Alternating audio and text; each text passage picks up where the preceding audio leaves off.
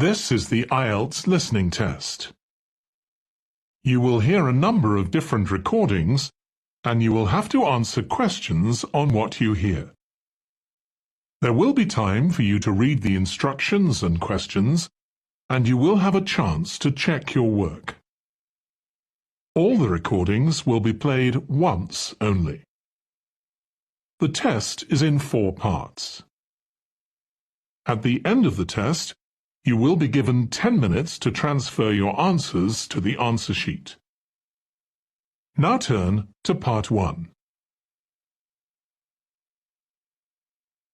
You will hear a woman calling a tourist information office to ask about a festival. First, you have some time to look at questions 1 to 4.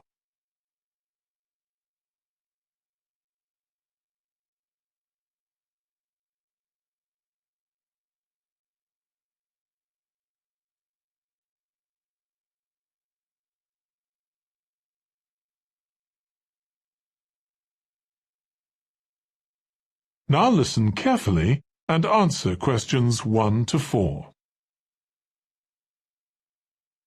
Good morning. You're through to the Tourist Information Office. Tim speaking. How can I help you? Oh, hello. Could you give me some information about next month's festival, please? My family and I will be staying in the town that week. Of course. Well, it starts with a concert on the afternoon of the 17th. Oh, I heard about that. The orchestra and singers come from the USA, don't they? They're from Canada. They're very popular over there. They're going to perform a number of well-known pieces that will appeal to children as well as adults. That sounds good. My whole family are interested in music. The next day, the 18th, there's a performance by a ballet company called Eustatis. Sorry? The name is spelt E-U-S-T-A-T-I-S. They appeared in last year's festival and went down very well. Again, their program is designed for all ages. Good. I expect we'll go to that. I hope there's going to be a play during the festival. A comedy, ideally. You're in luck. On the 19th and 20th, a local amateur group are performing one written by a member of the group. It's called Jemima. That'll be on in the town hall. They've already performed it 2 or 3 times. I haven't seen it myself, but the review in the local paper was very good. And is it suitable for children? Yes. In fact, it's aimed more at children than at adults. So both performances are in the afternoon. And what about dance? Will there be any performances? Yes, also on the 20th, but in the evening. A professional company is putting on a show of modern pieces with electronic music by young composers. Uh-huh. The show is about how people communicate, or fail to communicate with each other, so it's got the rather strange name, chat. I suppose that's because that's something we do both face-to-face and online. That's right. Before you hear the rest of the conversation, you have some time to look at questions 5 to 10.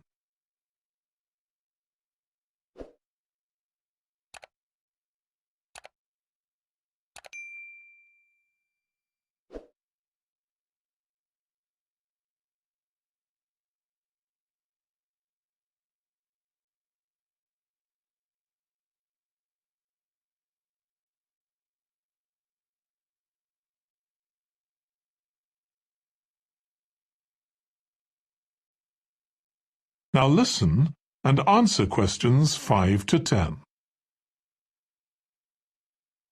Now, there are also some workshops and other activities. They'll all take place at least once every day, so everyone who wants to take part will have a chance. Good. We're particularly interested in cookery. You don't happen to have a cookery workshop, do you? We certainly do. It's going to focus on how to make food part of a healthy lifestyle. And it'll show that even sweet things like cakes can contain much less sugar than they usually do. That might be worth going to. We're trying to encourage our children to cook. Another workshop is just for children, and that's on creating posters to reflect the history of the town. The aim is to make children aware of how both the town and people's lives have changed over the centuries. The results will be exhibited in the community centre. Then, the other workshop is in toy making, and that's for adults only. Oh, why is that? Because it involves carpentry. Participants will be making toys out of wood, so there'll be a lot of sharp chisels and other tools around. It makes sense to keep children away from it. Exactly. Now, let me tell you about some of the outdoor activities. There'll be supervised wild swimming. Wild swimming? What's that? It just means swimming in natural waters, rather than a swimming pool. Oh, okay. In a lake, for instance. Yes, there's a beautiful one just outside the town, and that'll be the venue for the swimming. There'll be lifeguards on duty, so it's suitable for all ages. And finally, there'll be a walk in some nearby woods every day. The leader is an expert on insects. He'll show some that live in the woods and how important they are for the environment. So there are going to be all sorts of different things to do during the festival. There certainly are. If you'd like to read about how the preparations for the festival are going, the festival organizer is keeping a blog. Just search online for the festival website, and you'll find it. Well, thank you very much for all the information. You're welcome. Goodbye. Goodbye. That is the end of part 1. You now have 1 minute to check your answers to part 1.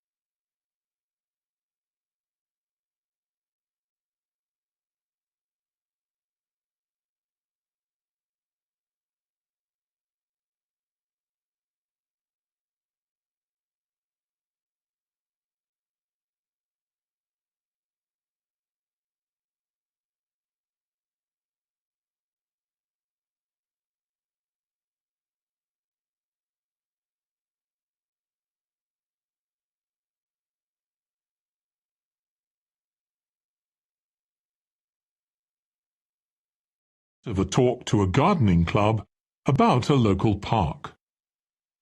First, you have some time to look at questions 11 to 14.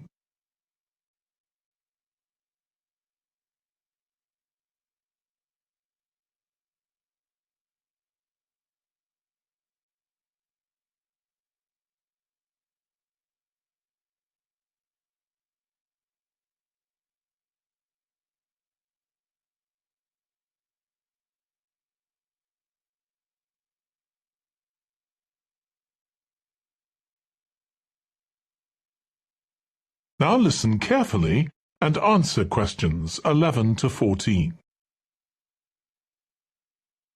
I'm very pleased to welcome this evening's guest speaker, Mark Logan, who's going to tell us about the recent transformation of Minster Park. Over to you, Mark. Thank you. I'm sure you're all familiar with Minster Park. It's been a feature of the city for well over a century, and has been the responsibility of the City Council for most of that time. What perhaps isn't so well known is the origin of the park. Unlike many public parks that started in private ownership, as the garden of a large house, for instance, Minster was some wasteland, which people living nearby started planting with flowers in 1892. It was unclear who actually owned the land, and this wasn't settled until 20 years later, when the council took possession of it. You may have noticed the statue near one of the entrances. It's of Diane Gosforth, who played a key role in the history of the park. Once the council had become the legal owner, It planned to sell the land for housing. Many local people wanted it to remain a place that everyone could go to enjoy the fresh air and natural environment. Remember, the park is in a densely populated residential area. Diane Gosforth was one of those people, and she organised petitions and demonstrations, which eventually made the council change its mind about the future of the land. Soon after this, the First World War broke out in 1914, and most of the park was dug up and planted with vegetables, which were sold locally. At one stage, the army considered taking it over for troop exercises, and got as far as contacting the city council, then decided the park was too small to be of use. There were occasional public meetings during the war, in an area that had been retained as grass. After the war, the park was turned back more or less to how it had been before 1914, and continued almost unchanged until recently. Plans for transforming it were drawn up at various times, most recently in 2013, though they were revised in 2015 before any work had started. The changes finally got going in 2016 and were finished on schedule last year. Before you hear the rest of the talk, you have some time to look at questions 15 to 20.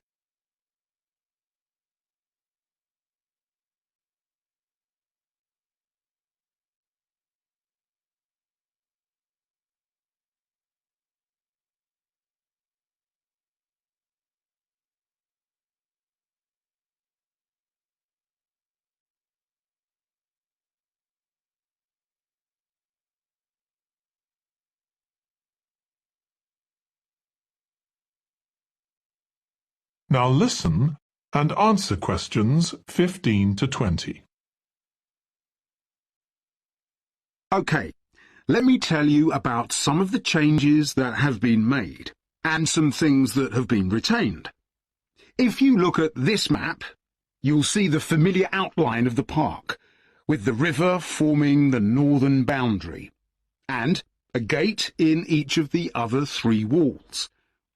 The statue of Diane Gosforth has been moved.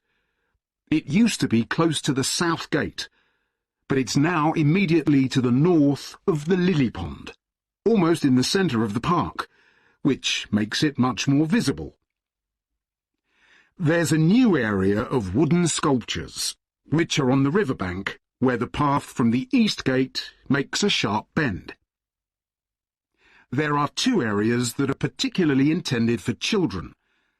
The playground has been enlarged and improved, and that's between the river and the path that leads from the pond to the river. Then there's a new maze, a circular series of paths separated by low hedges. That's near the west gate. You go north from there towards the river and then turn left to reach it. There have been tennis courts in the park for many years, and they've been doubled, from 4 to 8. They're still in the southwest corner of the park, where there's a right-angle bend in the path. Something else I'd like to mention is the new fitness area. This is right next to the lily pond on the same side as the west gate. Now, as you're all gardeners, I'm sure you'll like to hear about the plants that have been chosen for the park. That is the end of part 2. You now have 30 seconds to check your answers to part 2.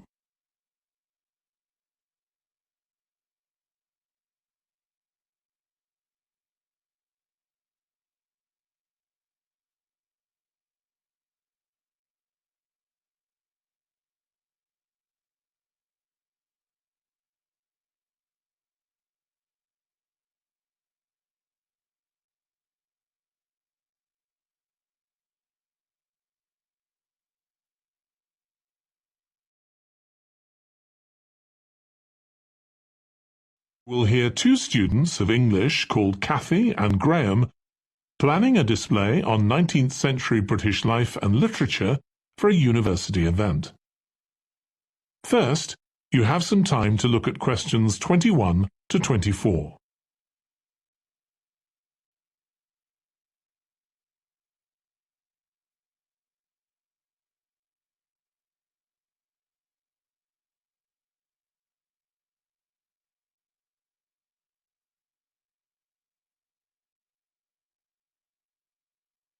Now listen carefully and answer questions 21 to 24. OK, Graham, so let's check we both know what we're supposed to be doing. OK. So, for the university's open day, we have to plan a display on British life and literature in the mid-19th century. That's right. But we'll have some people to help us find the materials and set it up, remember? For the moment, we just need to plan it. Good. So, have you gathered who's expected to come and see the display? Is it for the people studying English or students from other departments? I'm not clear about it. Nor me. That was how it used to be, but it didn't attract many people, so this year it's going to be part of an open day to raise the university's profile. It'll be publicised in the city to encourage people to come and find out something of what goes on here. And it's included in the information that's sent to people who are considering applying to study here next year. Presumably some current students and lecturers will come? I would imagine so. But we've been told to concentrate on the other categories of people. Right. We don't have to cover the whole range of 19th century literature, do we? No, it's entirely up to us. I suggest just using Charles Dickens. That's a good idea. Most people have heard of him and have probably read some of his novels or seen films based on them. So that's a good lead-in to life in his time. Exactly. And his novels show the awful conditions that most people had to live in, don't they? He wanted to shock people into doing something about it. Did he do any campaigning other than writing? Yes, he campaigned for education and other social reforms and gave talks. But I'm inclined to ignore that and focus on the novels. Yes, I agree. Before you hear the rest of the discussion, you have some time to look at questions 25 to 30.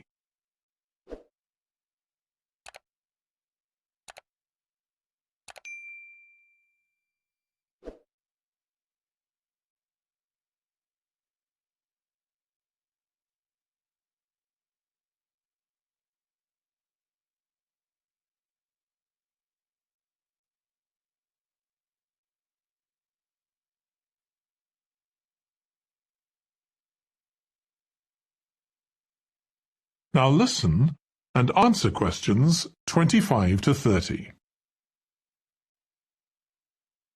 OK, so now shall we think about a topic linked to each novel? Yes, I've printed out a list of Dickens's novels in the order they were published, in the hope you'd agree to focus on him. You're lucky I did agree. Let's have a look. OK, the first was The Pickwick Papers, published in 1836. It was very successful when it came out, wasn't it? And was adapted for the theatre straight away. There's an interesting point, though, that there's a character who keeps falling asleep, and that medical condition was named after the book, Pickwickian syndrome. Oh, so why don't we use that as the topic and include some quotations from the novel? Right. Next is Oliver Twist. Mm-hmm. There's a lot in the novel about poverty, but maybe something less obvious. Well, Oliver is taught how to steal, isn't he? We could use that to illustrate the fact that very few children went to school, particularly not poor children, so they learnt in other ways. Good idea. What's next? Maybe Nicholas Nickleby? Actually, he taught in a really cruel school, didn't he? That's right. But there's also the company of touring actors that Nicholas joins. We could do something on theatres and other amusements of the time. We don't want only the bad things, do we? OK. What about Martin Chuzzlewit? He goes to the USA, doesn't he? Yes. and Dickens himself had been there a year before and drew on his experience there in the novel. I wonder, though, the main theme is selfishness, so we could do something on social justice? No, too general. Let's keep to your idea. I think it would work well. He wrote Bleak House next. That's my favourite of his novels. Yes, mine too. Oh, His satire of the legal system is pretty powerful. that's true. But think about Esther, the heroine. As a child, she lives with someone she doesn't know is her aunt, who treats her very badly. Then she's very happy living with her guardian, and he puts her in charge of the household. And at the end she gets married, and her guardian gives her and her husband a house, where, of course, they're very happy. Yes, I like that. What shall we take next? Little Dorrit? Old Mr. Dorrit has been in a debtor's prison for years. So was Dickens's father, wasn't he? That's right. What about focusing on the part when Mr. Dorrit inherits a fortune and he starts pretending he's always been rich? Good idea. Okay. So next we need to think about what materials we want to illustrate each issue. That's going to be quite hard. That is the end of part 3. You now have 30 seconds to check your answers to part 3.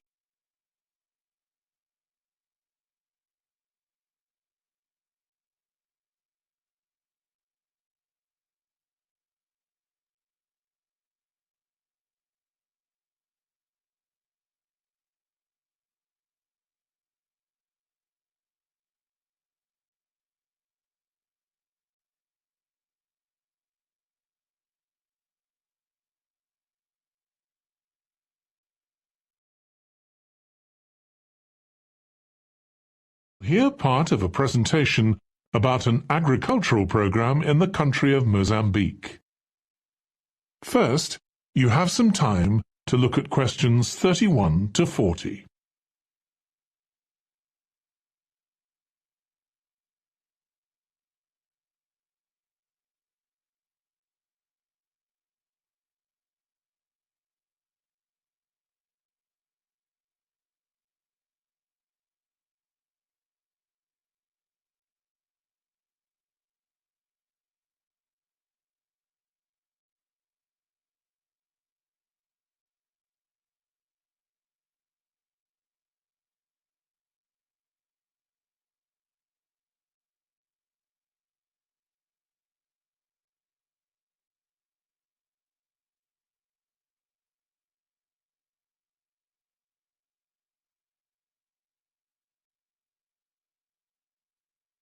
Now listen carefully and answer questions 31 to 40.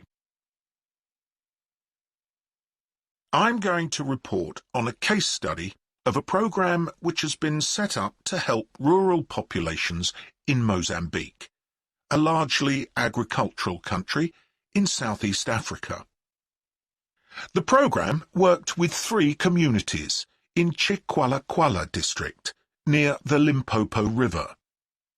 This is a dry and arid region with unpredictable rainfall. Because of this, people in the area were unable to support themselves through agriculture, and instead they used the forest as a means of providing themselves with an income, mainly by selling charcoal. However, this was not a sustainable way of living in the long term, as they were rapidly using up this resource. To support agriculture in this dry region, the program focused primarily on making use of existing water resources from the Limpopo River by setting up systems of irrigation, which would provide a dependable water supply for crops and animals. The program worked closely with the district government in order to find the best way of implementing this. The region already had one farmers' association, and it was decided to set up 2 more of these. These associations planned and carried out activities including water management, livestock breeding and agriculture. And it was notable that in general, women formed the majority of the workforce. It was decided that in order to keep the crops safe from animals, both wild and domestic, special areas should be fenced off where the crops could be grown. The community was responsible for creating these fences, but the programme provided the necessary wire for making them. Once the area had been fenced off, it could be cultivated. The land was dug so that vegetables and cereals appropriate to the climate could be grown, and the programme provided the necessary seeds for this. The programme also provided pumps so that water could be brought from the river in pipes to the fields. However, the labour was all provided by local people, and they also provided and put up the posts that supported the fences around the fields.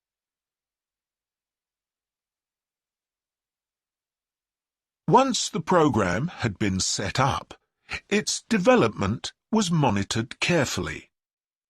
The farmers were able to grow enough produce not just for their own needs, but also to sell. However, getting the produce to places where it could be marketed was sometimes a problem, as the farmers did not have access to transport, and this resulted in large amounts of produce, especially vegetables, being spoiled. This problem was discussed with the farmers' associations, and it was decided that in order to prevent food from being spoiled, the farmers needed to learn techniques for its preservation. There was also an additional initiative that had not been originally planned, but which became a central feature of the programme.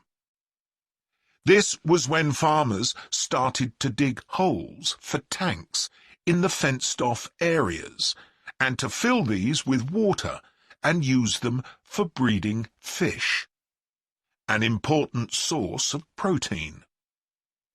After a time, another suggestion was made by local people which hadn't been part of the programme's original proposal, but which was also adopted later on.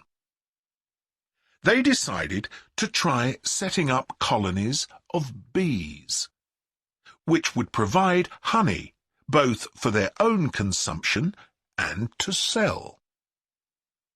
So, what lessons can be learned from this programme?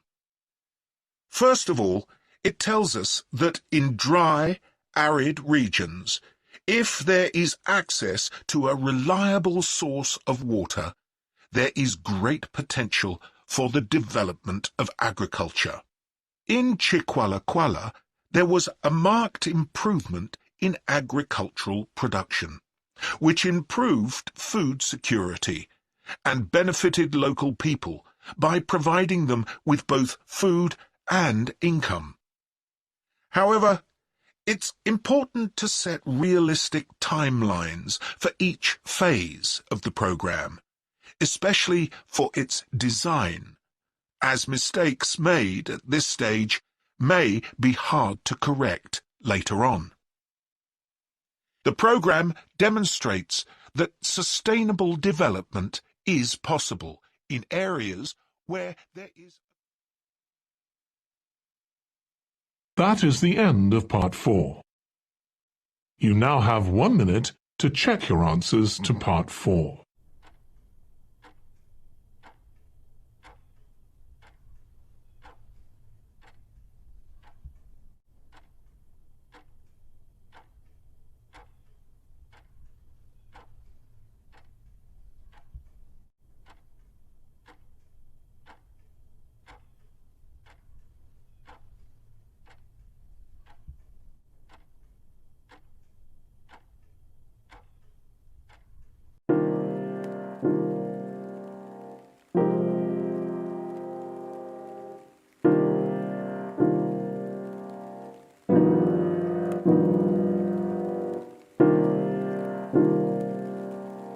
you.